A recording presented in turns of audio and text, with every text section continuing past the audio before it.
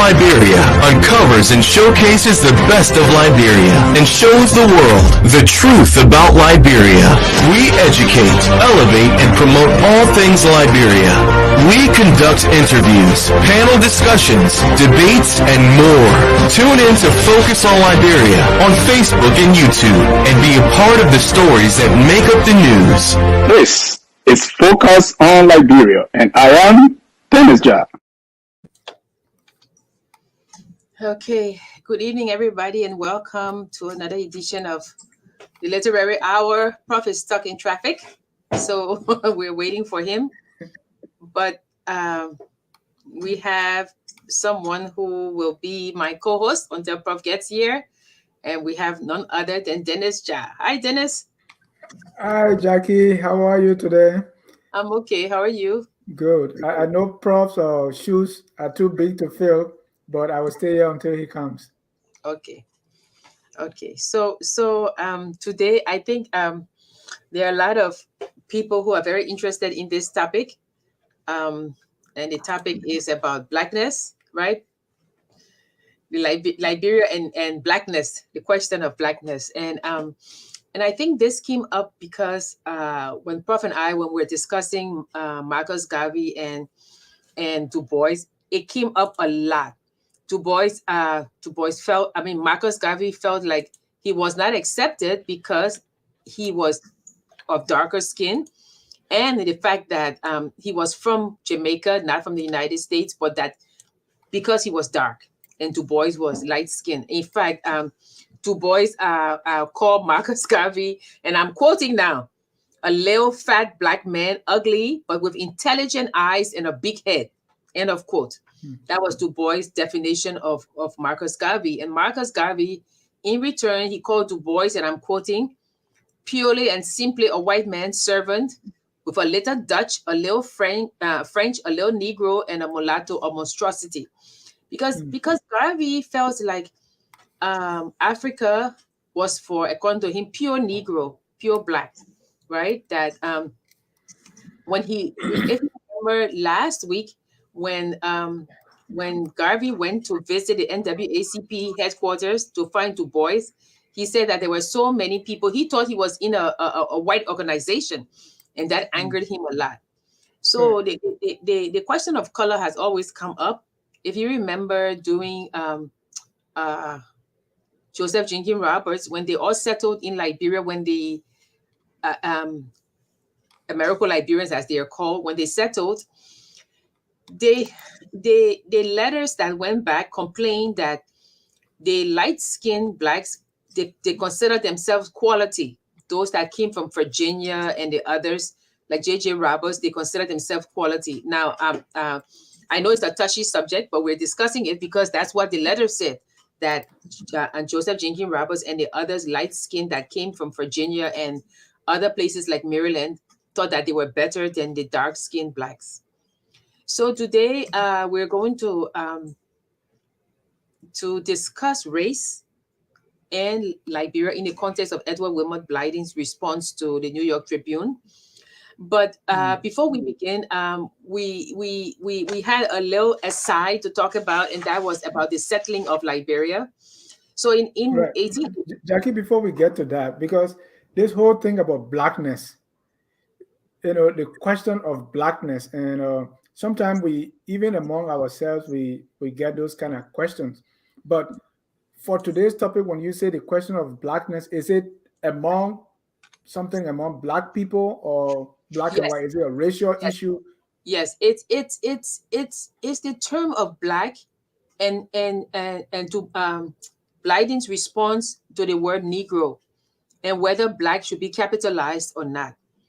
So his response is what we're going to discuss today in the context of Liberia, but just kind of setting the stage that even within the Americo-Liberian group, it was not an hegemonic group, right? They had differences there, and that's what we're talking about. So in 1888, this is an aside because Prof and I thought it was going to be very interesting. In light of the fact of the Saudi Arabia giving Liberia rice today, right? They signed an agreement, they're going to supply rice to Liberia. And Prophet and I were talking about that and about the fact that, yeah, Saudi Arabia is a desert and is giving food to Liberia with abundant rain, right? So we decided to look at the settling of Liberia. How come there are a lot of people doing farming and things like that? If you remember, last week, Du Bois wanted blacks who study philosophy, right? The talented 10. So those talented 10 would work to raise up the other groups, right? So the other groups would be the ones that would follow their footsteps. But he said everybody cannot be educated right now. These talented 10 will be highly educated and they will carry them up. Whereas Marcus Garvey was like, no, we're just leaving because we can never be equal here in this country. And Marcus Garvey, don't forget, he wanted skilled people to go with him, right? But now we come to the 1888, where the American Colonization Society, they're also looking at applications. And I'm quoting now, it says, so numerous were the applications that the American Colonization Society will hereafter give the preference, all other things being equal, to those who will pay a part of the cost of their passage and settlement in Liberia. So now it's no longer that, oh, we're going to resettle you. If you're going to be resettled, persons wishing to remove to that republic should make an application giving their name, age, and circumstances, right, to the treasurer and secretary of the ACS, Washington, D.C. Now, what we're looking at when we're talking about the agriculture, we're looking at what were the requirements for people to go. We know that people went, but now surely the people who had already settled in Liberia, surely they had requirements for people who were going to settle in this new republic, right? So one of the interesting ones was if I can put so this is one of this is Hilary Teach, right? The Jefferson of Liberia. Now, this is his quote: "We need help in the shape of an increased population." That one is fine. The country asks for it. There is a room for all the sons and daughters of Africa, but Liberia is not yet prepared for them. Or more to the point, they are not at all prepared for Liberia. You cannot give us too many working men, men of the hoe, the plane, the axe, men who will content themselves to remain out of the presidential chair at least 1 month after arrival.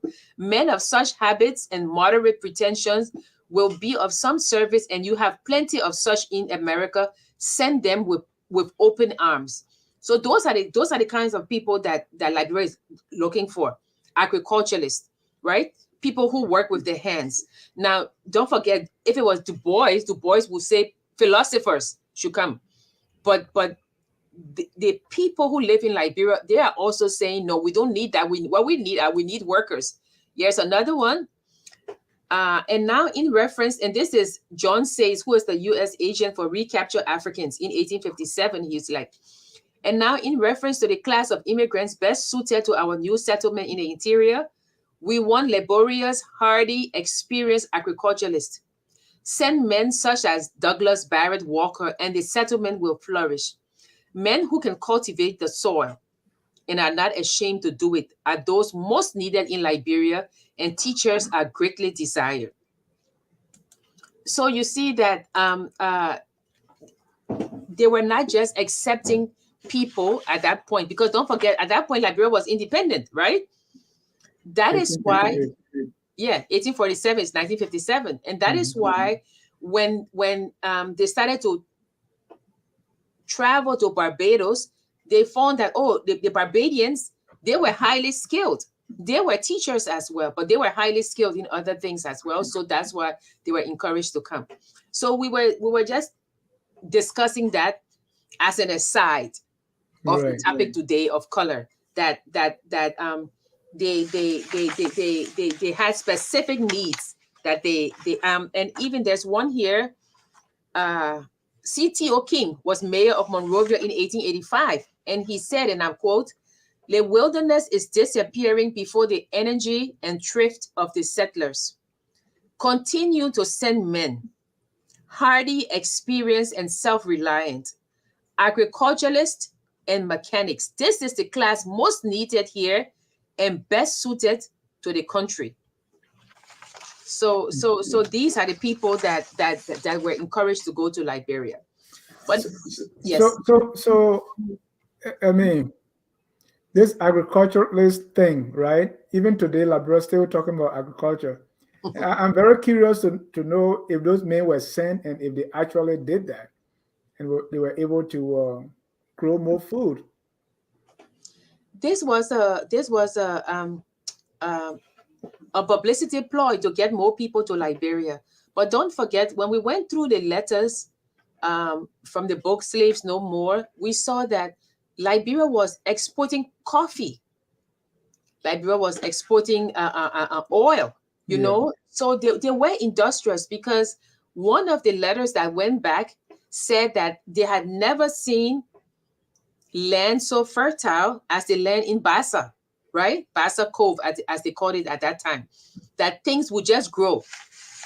So yeah, I'm sure people were working with their hands, you know, and the Liberians who were here were saying to them, these are the people that we want. We don't want just anybody, because they said there is no room for everybody. These are the people that we want. Okay, so we come now to Jackie, before we move forward, because sometimes we hear, you know, especially this generation, we hear all bad news when it comes to Liberia. Yes. But this tells me that even the people starting, you read the letter of Teach. Yes. I mean, they are good heart. They're like, we want to, this place is our home, so we are looking for the best. Yes. To establish a country and go forth with it and do all the right things.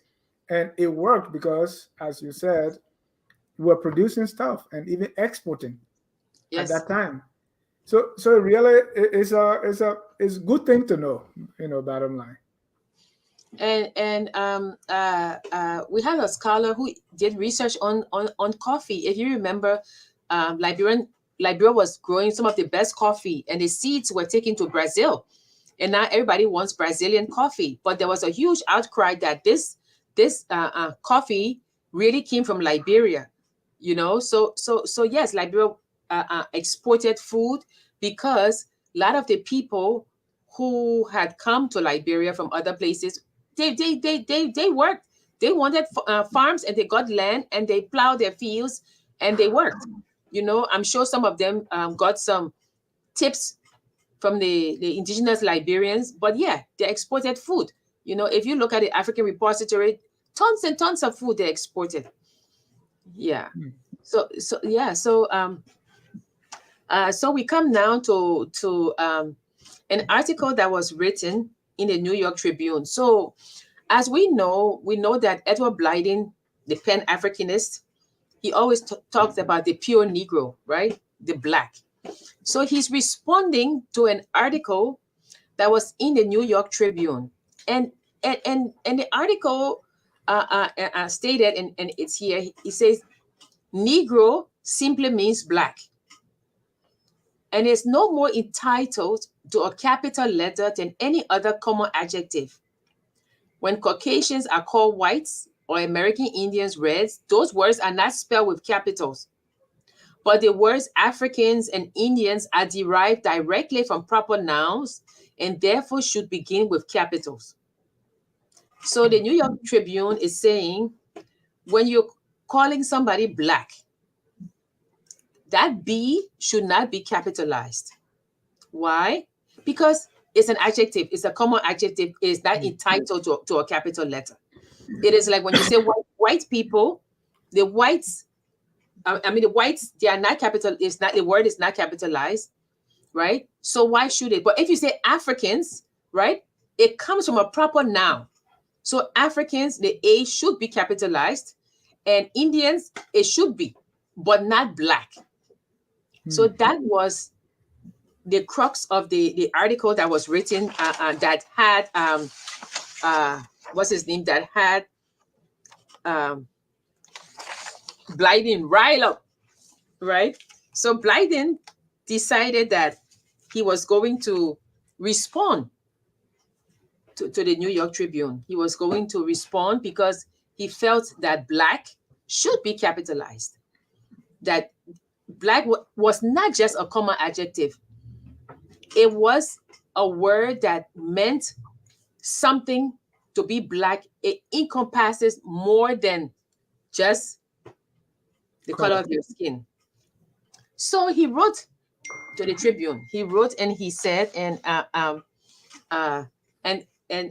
he said, the New York Tribune, and I'm quoting Blyden, the New York Tribune, in making that statement, wrote more from its prejudices than its scientific knowledge, because Negro means more than black. There are ideas associated with the word which are not at all associated with the mere adjective. Black, it does not designate a complexion simply, but a race. So this is Blyden's response to the New York Tribune, that no, you're saying like a black color pencil, that black is an adjective. He said, but it means more than that. Right. The word black should be capitalized because it designates a race of people, not just a complexion of, oh, the person is a black person. But when you say black, that word encompasses the lived experience of black people, the history of black people, the migrations of black people. That word means more than just saying somebody is black. What do you think? Let's Right. I mean, it is, and that's why it's always it is easier to think when you see something, you think that it's always been that way, right? Like we grew up with black, white, all these are capital letters. Yes. And it is very easy to think that, oh, okay, this is how he has always been. But no. And so the idea that you are black should be a lowercase because it's just a color, black pen, black book, black person. I mean, how demeaning that is. And that's why I agree with Blyden that this is coming from your prejudice.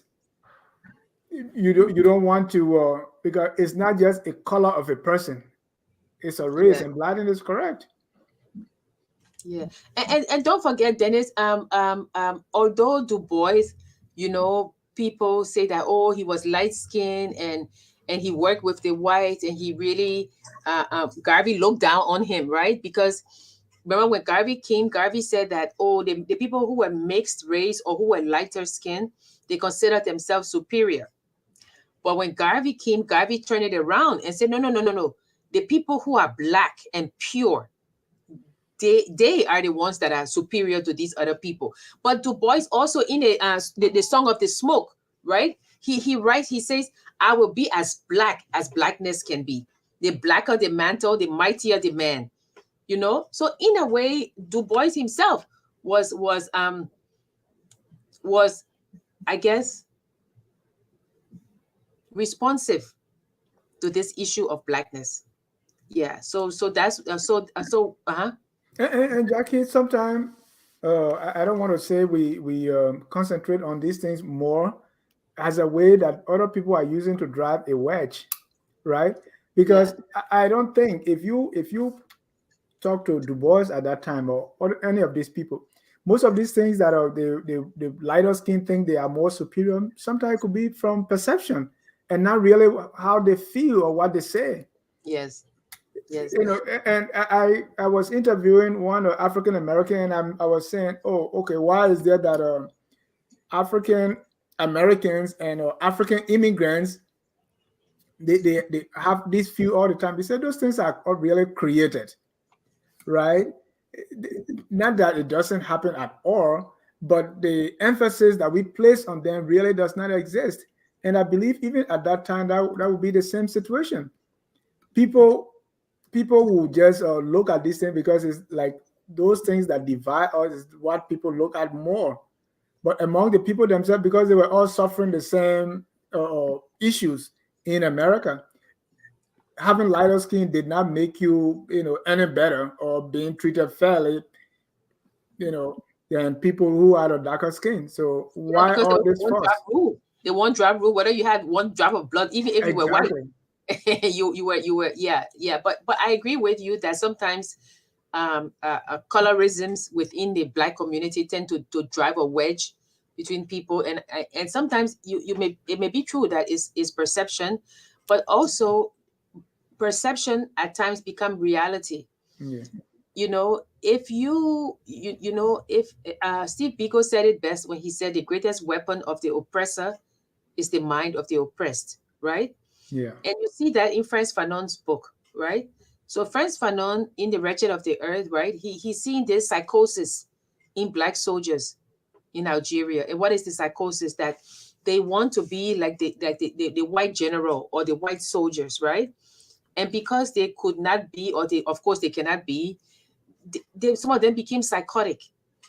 And Frantz Fanon explained it that you can never be an original of an original, Yeah.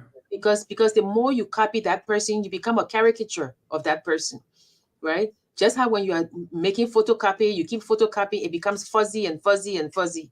So there's a problem when you internalize this colorism, right? And then equate it with, oh, I am better, or or these people are inferior, Right. but Blyden is saying that even if you don't talk about the colorism, just the mere fact that you think Black is just a descriptive word is wrong. It is Yeah. not just a descriptive word. It is a race of people, and that's why it should be capitalized. So if we look at, and he continued, he says, and this is kind of long. He says, to talk about a comprehensive definition, taking in not only the color and hair, but the habitat of the human race. It cannot be put on the same footing with the word white. For white, while describing a color, is not an ethnological term. Negro is an ethnology. If it were dropped from its terminology, would be at a loss to supply its place, right? And he said the term Negro includes every man who has African blood in his veins. He said, should I say Black blood? For African blood in this connection is not definite, because the people of Morocco, Algiers, Tunis, and Egypt are Africans, but they are not understood to be Negroes. But he says in the United States, no matter how slight the tinge of Africa, which darkens the face of a man, he is called a Negro. Yeah. Right? So he says, so again, that's what he's saying. It's an ethnological term. It means more than just describing somebody, and we should invite our guests to join the discussion and start writing what you think, yeah. So he continues and he says, so it's funny because Blyden goes on and on about this. He says, look, if you find another word, the Spanish Negro, because right, Black, he says, but it means more than that, and you cannot find another word that would describe the Black man except Black, right? And Yeah. because you cannot find another word, you must capitalize the B. That's what he says. And so he says here, he says, it is a proper noun, because what it is more than Negro, it is a proper noun.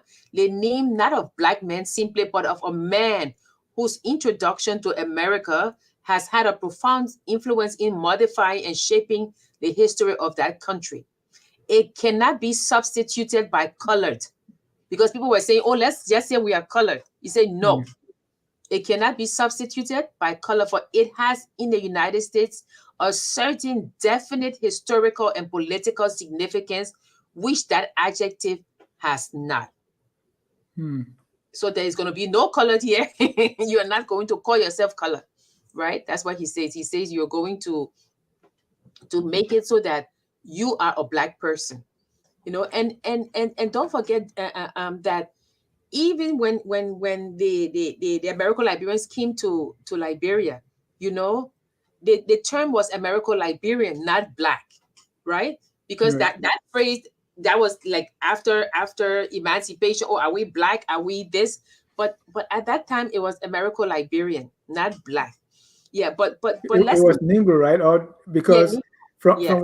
from what I learned, and I was corrected on this same show, that people did not even call themselves Americo-Liberians, Mm-hmm. right? That Yeah. because before they left America, they were not Americans. So No, they were not. it was later on Settlers. They before were people settlers started and referring to pioneers. them that way. They were called settlers and pioneers, right? They Immigrants. were not, yeah. Because when they left, uh, um, uh, um, since they didn't have citizen rights in America, they could not be Americo-Liberians. I think Right. that was a phrase that was coined. You Right. know, later it was coined, yeah, because they were always referred to as settler. But this issue of color, you know, and who is it a Negro or is it black? It wasn't just Blyden. Blyden was the central person who discussed this, but there were a lot of other people. If you remember when Blyden was at the University of Liberia, right? He had conflict with Stephen Allen Benson, right? And Stephen Allen Benson, dark, you know, but still they had issues because Blyden, he had problems with the mulatto students that were at the University of Liberia. So Blyden mirrors Marcus Garvey, right, in the philosophy of blackness, that that it is pure black that defines the black race per se. But yet, if we look at others who went, and I want to just, this is an aside, I would like to add this. So Mr. Albert King, who was principal of the Alexander High School, went to Philadelphia to address them, right? And this is his quote. He said, "Africa, beyond doubt, is the natural home of the Negro. We bear the unmistakable badge upon our own persons and the mark upon our foreheads. Can the leopard change his spots or the Ethiopian his skin? God has made him, therefore let him pass as a man." So this is very interesting because of course he's backing what Blyden said, but one thing that is important is when he talks about the mark upon our foreheads.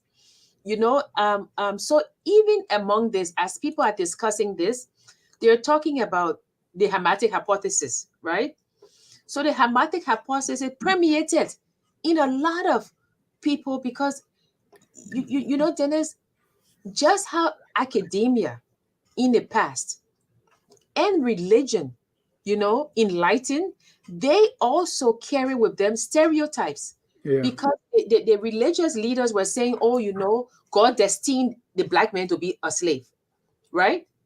And in academia, they were finding things to prove that. So in Right. the Hermetic hypothesis is exactly what they're saying. If we look at the Bible, Noah had 3 sons. He had Ham, Shem, and Japheth. So as they said in the Bible, Noah got drunk and he fell asleep on his bed. But he was naked. He didn't have on any clothes. So Ham came into the room and Ham saw that his father was naked. And Ham went outside and found Shem and Japheth and said, oh, come see our father's nakedness. And he was laughing. But the 2 other young men, they put a blanket on their shoulders and they walked backwards and they covered their father's nakedness. So now when Noah got up and he learned of this, he cursed Ham. He said, your seed, you and your seed will forever be under the heel of these other two sons. So the Bible, you know, the religious people use this hypothesis, this as an hypothesis to say, oh, the reason why the black people are suffering is because they are the children of Ham. Correct. Yeah. So when you see this, it was a long. He says we bear the mark upon our foreheads, right? That mark is what he was describing about the mark of Ham, the Hermetic hypothesis. You know, so this person is saying that, oh, what's happening now is that we bear this mark, but we are still men, right? But it's very interesting to note that you're discussing all of this, but don't forget the indigenous people where they had a different terminology for them, right? In the book, and I'm not trying to offend everybody, but in the book, there's heathen, there's savages, right? Dark skin, but they're not referred to as black. Not in a lot of the letters that went out, right?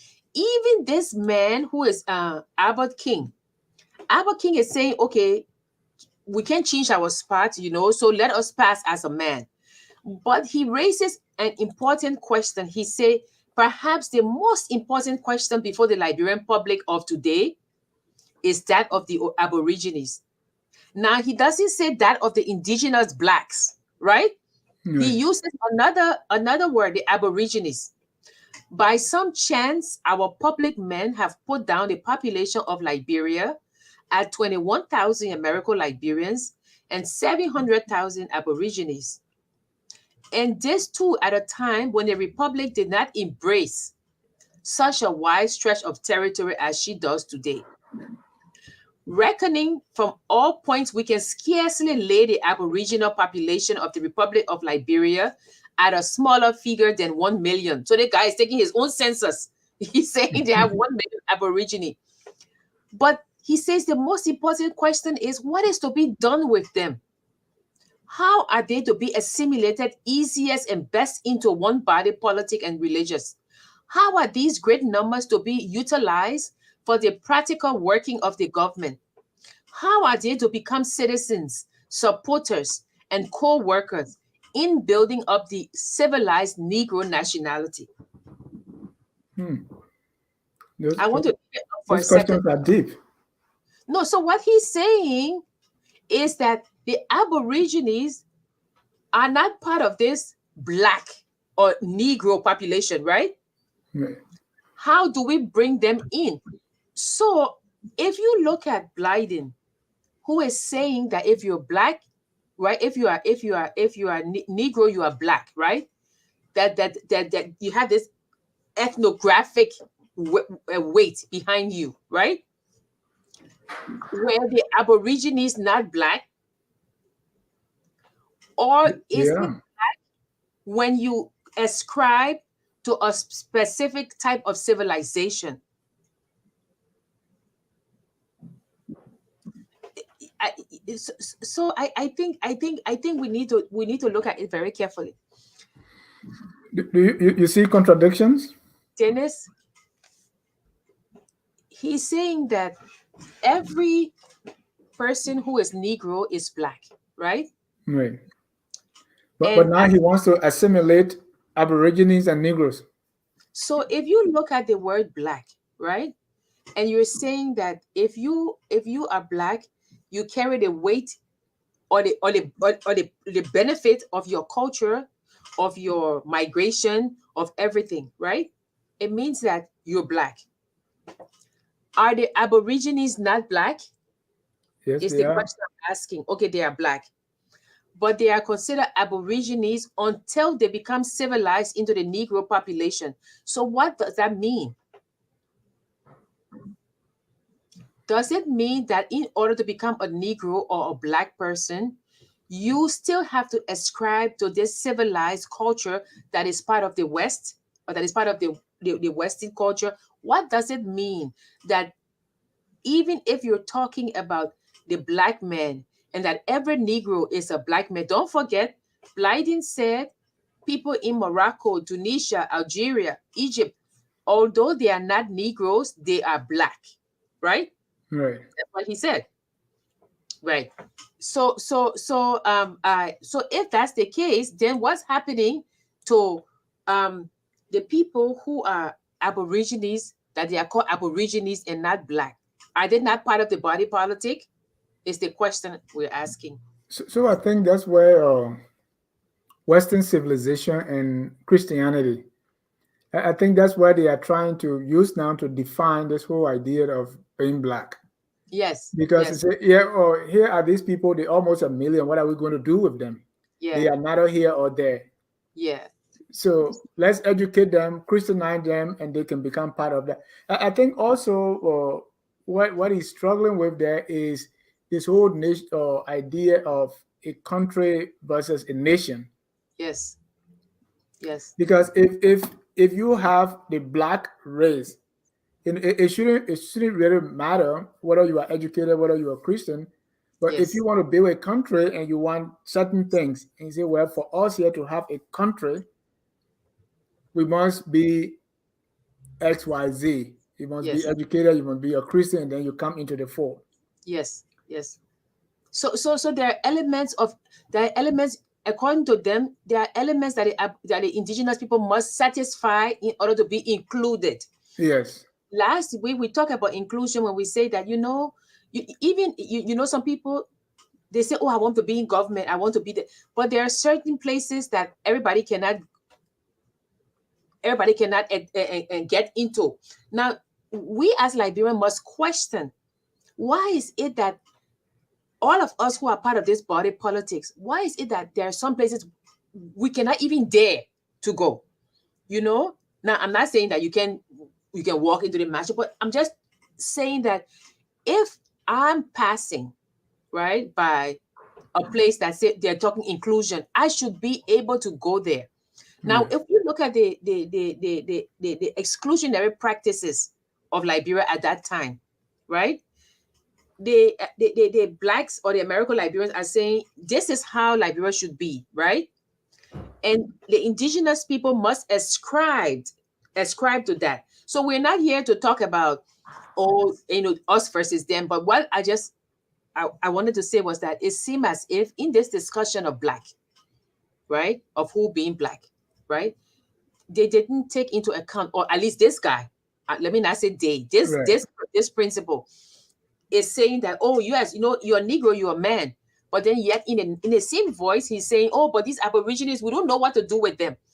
But let them ascribe to our civilization, and then they'll become part of the Negro race, which I found very interesting. And that's why I included it. I didn't. And Jackie, this is an individual. How can we be certain that this was the thinking of the whole group, or if this was in any form a policy or a way government dealt with the people? Yeah, no, Dennis, it's not. It's not. This is a long letter that this principal wrote. He went on, and I didn't want to put all of them. But he raises a great question. But he says, okay, he says, now listen to what he says, because he talks about here is what he's saying, and let me just read it a little bit. So this is the principal who goes, and he says the policy, right? You're asking, what is the policy of everybody? No, of course not. I mean, people don't have uniformity of thought in everything. But he said the policy which has dictated this legislation just referred to cannot but have an excellent effect upon the future relations of the two sections of the population of Liberia, right?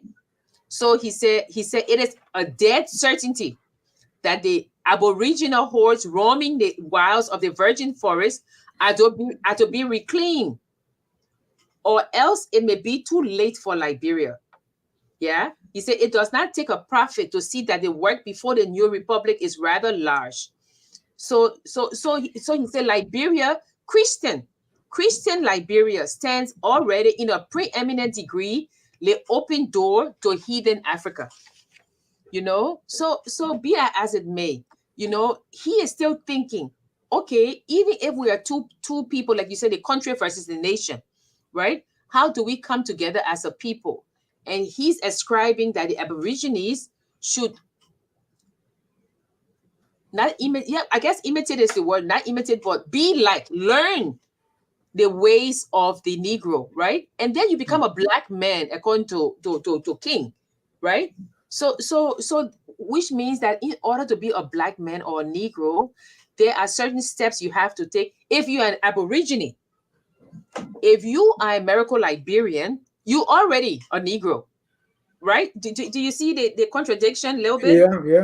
Yeah, so you're already a Negro. So let's look at Blyden now. So Blyden, He has expressed his thoughts to the New York Tribune, but he wants to continue because he wants to explain, right? So Blyden, he says, I'm quoting now, hereditary qualities are fundamental, not to be created or replaced by human agencies, but to be assisted and improved. Nature determines the kind of tree. Environment determines the quality and quantity of the fruit. I like that. That's I like that. But then he continues, right? He said, but to our mind, it is not a question between the two races of inferiority or superiority. There is no absolute or essential superiority on the one side, no absolute or essential inferiority on the other side. It is a question of difference of endowment and difference of destiny, right? And that's what we always say on this show. We always say different does not mean lesser. You're right. It simply means different. You know, when people ascribe that if something is different from the majority, it's lesser, then there's a problem. He's saying that it is a question of difference of endowment, but nature, I like it, nature determines the kind of tree. Environment determines the quality and quantity of the fruit. So there is no absolute or essential superiority on one side and inferiority on the other side. It is a question of difference. So this is Blyden. How do we juxtapose this with King, who was saying this? Dennis, I will leave that with you. Yes, and that's why you can maybe use one person's idea to judge the whole, because Blyden is coming from a different school of thought here. Yeah. Unlike King, and you will always have those kind of people. Okay. Yes. Yeah. So for Blyden, like he said, you know, it's more than a construct. For him, it's a way of life, right? So he goes on. I mean, I think I did not include it, but Blyden is really, really annoyed with this, right? He says, it is only within the present century that men have taken the liberty to write the word Negro with a small n. All African travelers and writers on Africa in the last century and the 3 centuries preceding spelled the word with a capital. Even Mungo Park Travels, he wrote it with a capital. In the New York Tribune, right? He comes back to the New York Tribune. He said, if the New York Tribune would consult its imagination and even its dictionary and a certain conventional contempt for the Negro less. So he's saying that the Tribune is showing contempt for Negro, but it will see that for the purposes of accuracy, if not of courtesy, the word, which is the genuine appellation of a race, is as much entitled to a capital letter as the word Mandingo, Fula, Congo, which describes only tribes belonging to that race. Listen to him, Dennis, because Blyden thought about this, and he's so clear in what he's saying. He says now, if you're saying that you cannot use a capital B to describe Black people, right? Why are you using a capital M, Mandingo, F, Fula, C, Congo, which describes only tribes belonging to that race? Mm-hmm. Listen to the next sentence. I'm sorry, I didn't put it up. I'm unable. Le genuine, right, cannot be entitled to less honor than the specific. A Black man, Webster Dictionary of a Negro is a Black man, especially one of a race of Black or very dark persons who inhabit the greater part of Africa. Le genuine cannot be entitled to less honor than the specific. You honor the tree and dishonor the forest. Yeah, or you honor the tree. Yes, the genuine cannot be entitled to less honor than the specific definition. So that's what he's saying. You know, so I mean, it's actually a very good response to the New York Tribune. You know, that you cannot capitalize B because it's just an adjective. And he is saying no, it's not just an adjective. It's more than an it's more than an adjective. It encompasses everything, everything that makes the black man the black man. You know, so actually and I think Blyden also, he got in a lot of conflict with the mulattoes in Liberia because he said that they were just there to monopolize power. Remember, in some of his writings, that's what he said. He said that all they wanted was to monopolize power, and they used their race to do so. You know, it's very interesting. I read a very good book called "Slaves to Racism." You know, and Unbroken Chain from America to Liberia. It's a very interesting book. It talks about how color played a very important part. It still does, Dennis. If you look at present day, you know, we see the bleaching, we see people wanting to be white. I mean, a light skin, not white. Now you can say there's something wrong with the people, right? But it's symbolic, you know, of a rattiness at the core, because people see light skin or white as being something upper, something they see it as something that's superior. And Blighty is saying, no, it's not. Different does not mean lesser, right? And because different does not mean lesser, blacks, whether they are blacks or they are Negroes, they are not lesser. All it is that N should be capitalized and that B should be capitalized, is what he's saying. And that's what Prophet I decided, because it was just an extension of last week. If you remember last week, Garvey and Du Bois, they went back and forth arguing, right? And Garvey kept saying that the reason why he got so much flack, I guess, was simply because he was black, he was from Jamaica, and Du Bois called him a fat, ugly black man, right? And Du Bois was this aristocratic man who, you know, but even in the souls of black folk, Du Bois, you know, signal his blackness, right? But even negritude, Dennis, look at negritude. Negritude was the upliftment of everything black, right? And yet these people who did negritude, when they were given a chance to secede from France, they chose France, right? Leopold Senghor, who wrote, you know, The Beautiful Black Woman. I guess he didn't think they were that beautiful at the end. But I guess when you say somebody is black, Blyden is saying when you say black, it means something.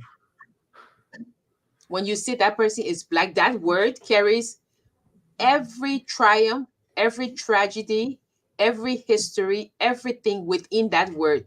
So that word should be capitalized. What do you think, Dennis? Let's ask our audience. I can just be the only one talking. Right. So if you are watching us, want you to write your comment or question, and also you can call the number that's on the screen, 605-313-6004. The code is 791-403#. Sometimes based on your carrier, it will charge you 1 cent per minute. If you think that's too much, please call us and you send me the bill. I will cash out you maybe the 30 cents for your. But we want you to take part. And the topic is the Liberia and the question of blackness.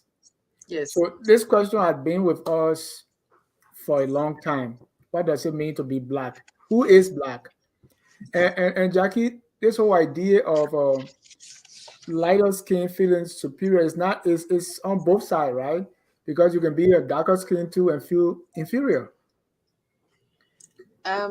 Yeah, but that's what you say when you talk about how colorism divides us. Yeah. You know, and we're discussing just now that we should make it that it doesn't.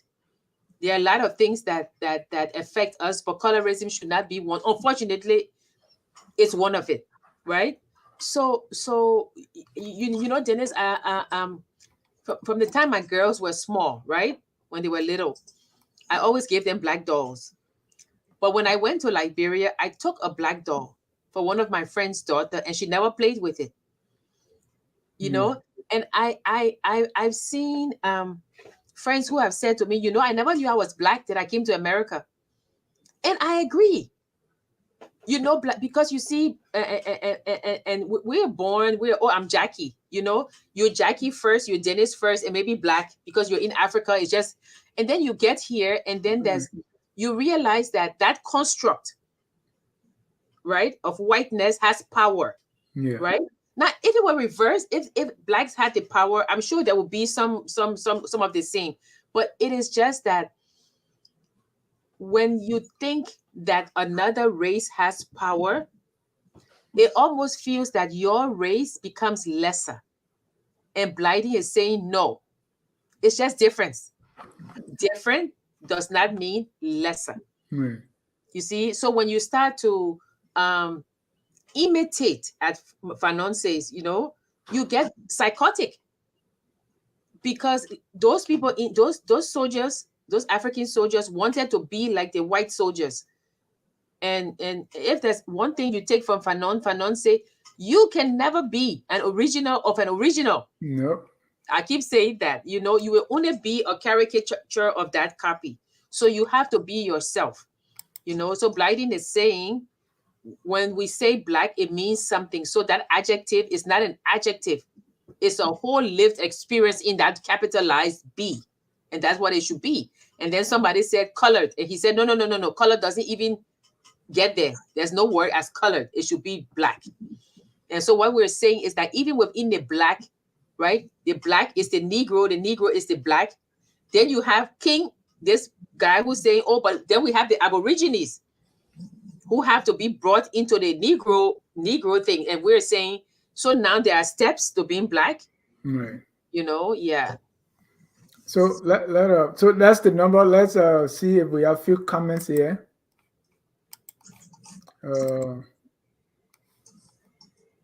Dr. Weto is watching. Miata said that's true. I forgot what she's referring to. Yanfor, Blyden's thought equals rethinking Eurocentrism. Yeah. Smith came late and asking, who was Edward Wilmot Blyden? Yanfor again say, race being a concept that is a social construct was what Blyden understood ahead of many of his contemporaries. Yes. Yep. I agree with him. And your best friend Jackie is watching. I changed my number. I'll talk to you, Sis Francis. Yeah, you know. So I guess that's it. You know, because it's interesting. When he says that the Tunisian, the Algerian, and those people are black, but they are not Negro, right? Isn't that what he said? Which is very interesting. If we go back, he said that, right?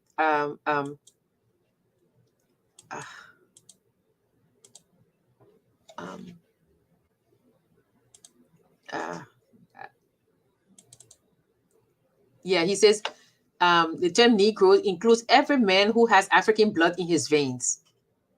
Should I say black blood? Please announce yourself.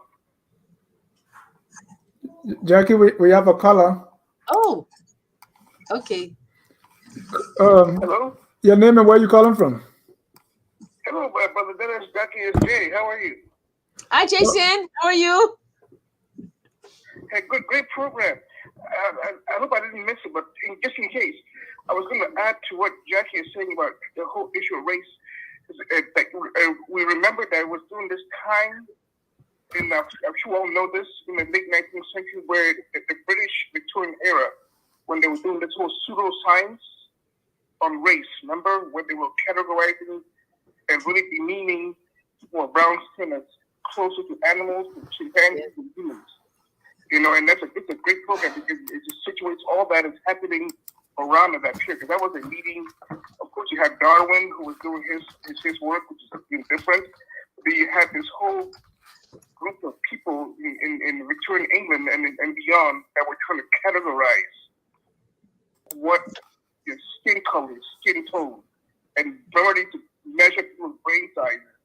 And they determined that being black was the lowest of, not even, was barely humans. So I just want to throw that in there, just so how all that, if you could, elaborate how that could also expanded the thinking, because that was a leading scientific thought. Of course, now we know that it's not true, but that was the leading scientific thought of that time. Thank you so much. Great program. Thank you, Dr. Carr.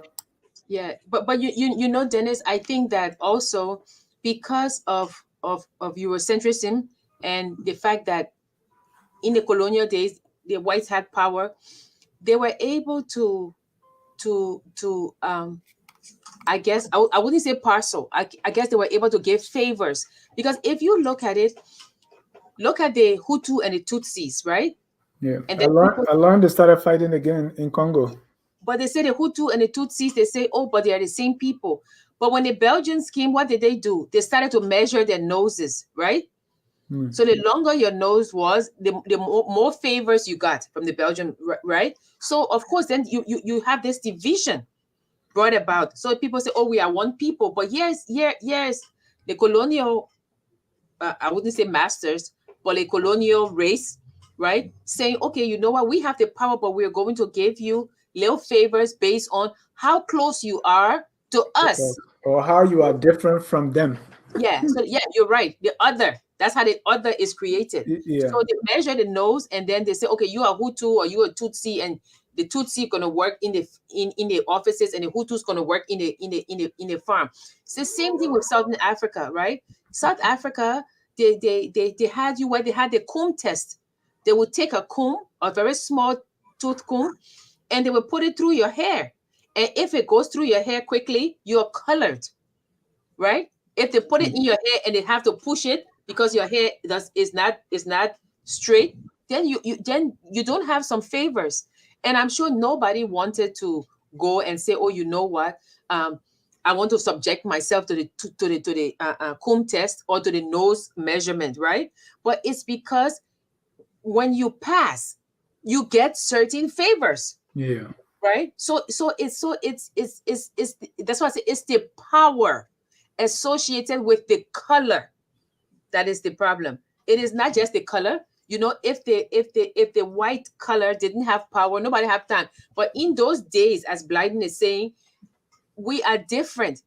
Yes, you have power, but do not look at us as lesser. But what I'm saying is that if you're looking at how colonialism has warped people's minds so that people think that the lighter the skin or the more European you act, you know, the more civilized you become, you know, then there's a problem there.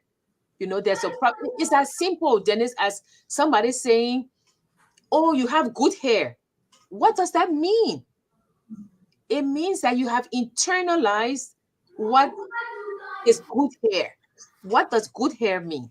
That's a thing. Or you know, you got fine skin. What does that mean? Where is your definition coming from? Yeah. Of fine skin or good hair. I guess that's the thing. So people should always, you know, question and think. And I think Blyden is right that B should be capitalized when you come to Black people, because it's more than just a color. It's a race of people. Yeah. Yeah, and quickly, someone was asking who is Blyden. Samuel is saying why Black people on this planet are suffering than other races. Smith Zawi said, I believe if the Black race was as equally educated as the white race, Africa would have been a better place, even though civilization began in Africa. And I don't know how we even know that, who's more educated than the other. So I mean, I don't know why Black people on this planet are suffering more than any other race. Exploitation, I would say, you know, lack of equal opportunities, you know, Dennis, I mean, I know that time is fast spent. One thing for us to explain, even when they were having the transatlantic slave trade, right? Please do not forget that all these countries on the different continents, they were going through their different stages of development. Yeah. You are talking about 300 years of stagnation in Africa, of taking young, able-bodied men and women who were supposed to, at that time, Right. be going through the same development on the continent here to develop Africa. Those people were sent across to develop other countries. Don't forget that, So what you're saying now is that, yes, Africa is developing, but it's developing because for 300 years, it was stagnating, right? What other countries were being built. So Right. now what you're seeing is what should have happened maybe 50 years ago, 100 years ago, Yeah. now taking place. Right. Yeah. So, And I was talking to somebody who watched one of our shows and said slavery, that was not brain drain because those people were not skilled. But Jackie, but then who picked the cotton? Who did other things? exactly. Before we have one last caller here. Okay. Caller, your name and where you calling from? This is Ali calling from Maryland. Go ahead, Ali, you're live. Yes, yes. You see, I'm just infatuated with women with big brains. Girl is smart, man. So I'll give her that. You know.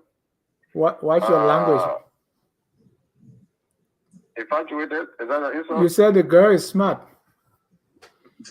Man, you ought to be political. Well, Jackie, if you find that insulting, I'm sorry. I didn't think that was an insult.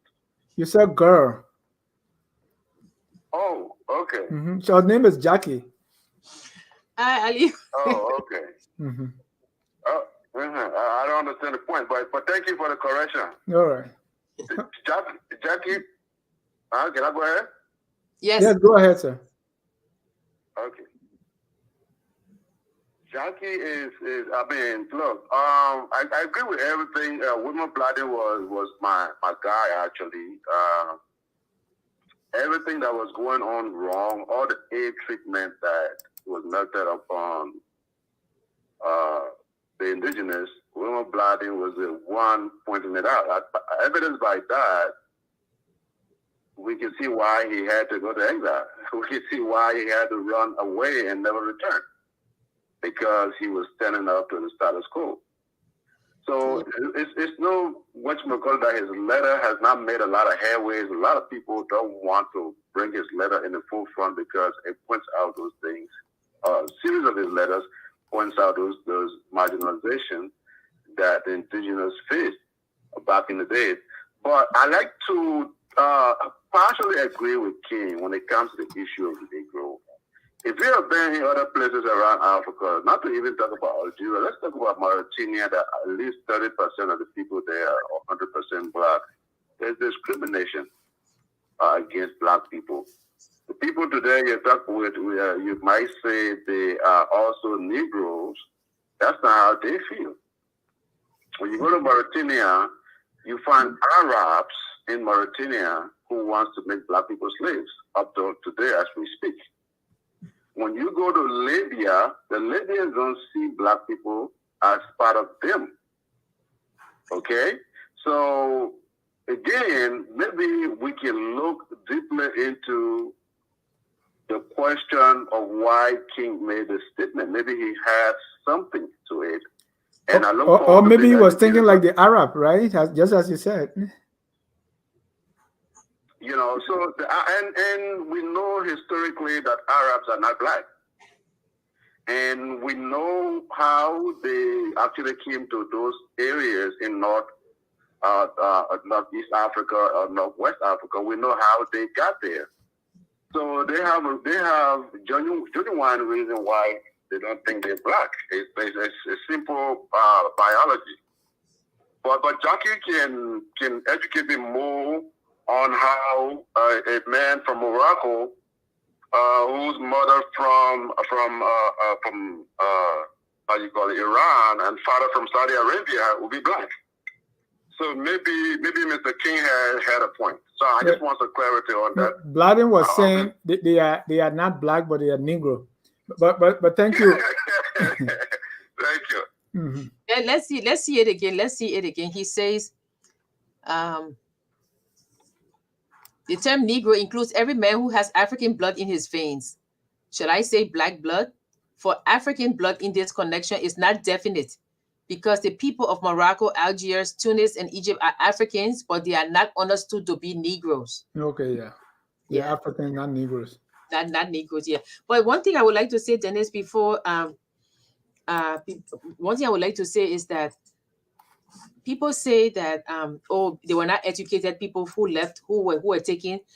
You know, we should always remember slaves were not taken from Africa.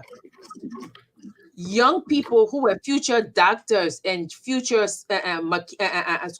carpenters, future chiefs, future people to build houses, future husbands, you know, future kings. Those were the people that were taken. When they got to the new world or whatever it's called, they became slaves. But slaves were not taken from Africa. That's one thing that should be made clear. You know, and had those people gotten to their full potential, you don't know where Africa would be at this time. That's profound. Yeah. And quickly, Jackie, says Francis said, colonialism caused the stagnation. Yes. The Kum test was used for decades in the South and was a type of division within the Black community. Yes. China is why it is today because they closed their borders to the Europeans for decades until they reclaimed their culture. Yeah, and one thing I learned from one of my friends who's from China is that whether you're an engineer, whether you're a doctor, you're doing pre-law, you have to take Chinese history. You know, and I think that that is very, very important that you should take Chinese history. I interviewed a young man today who speaks German and Japanese and Chinese. And I was like, how? And he said, oh, it's because in Singapore, you have to learn one foreign language and your mother tongue.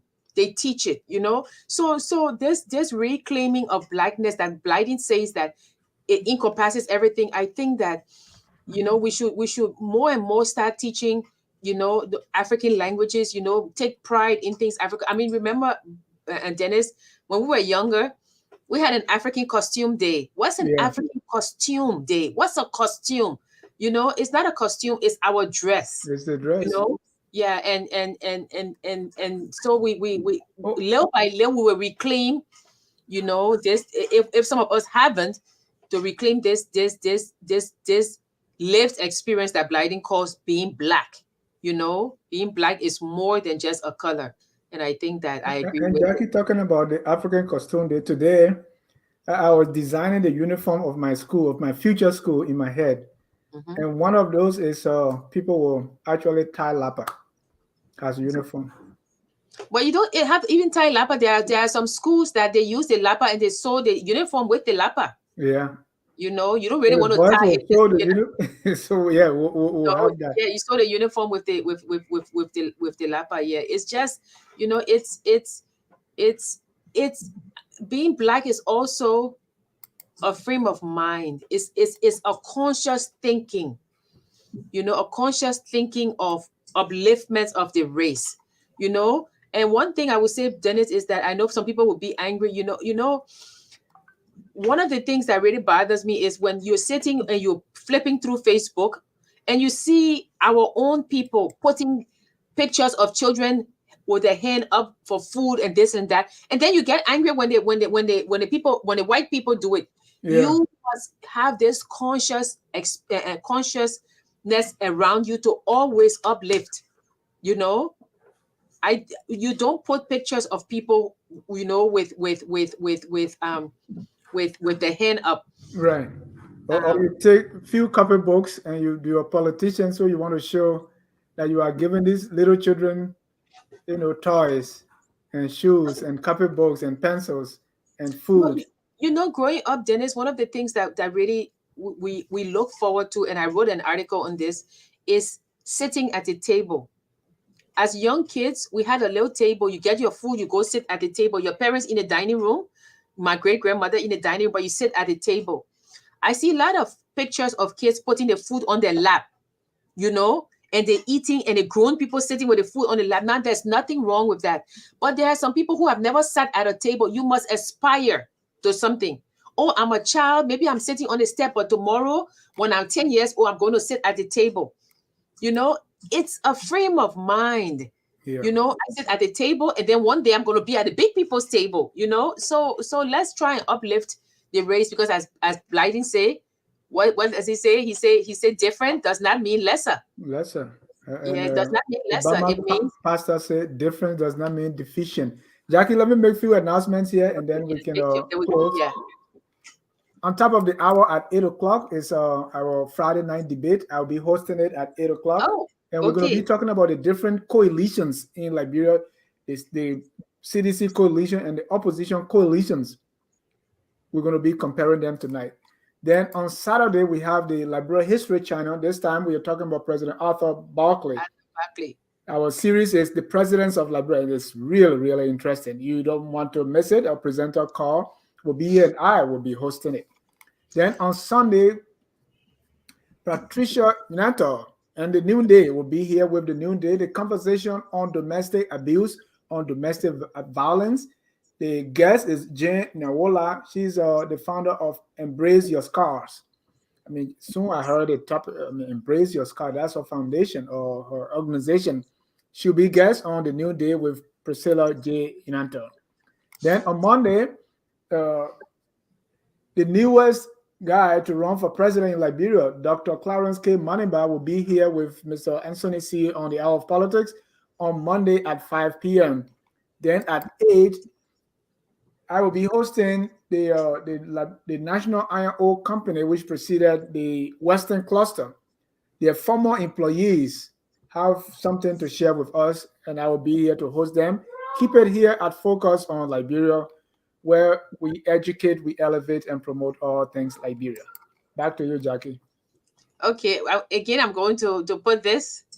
Hereditary qualities are fundamental, not to be created or replaced by human agencies, but to be assisted and improved. Nature determines the kind of tree.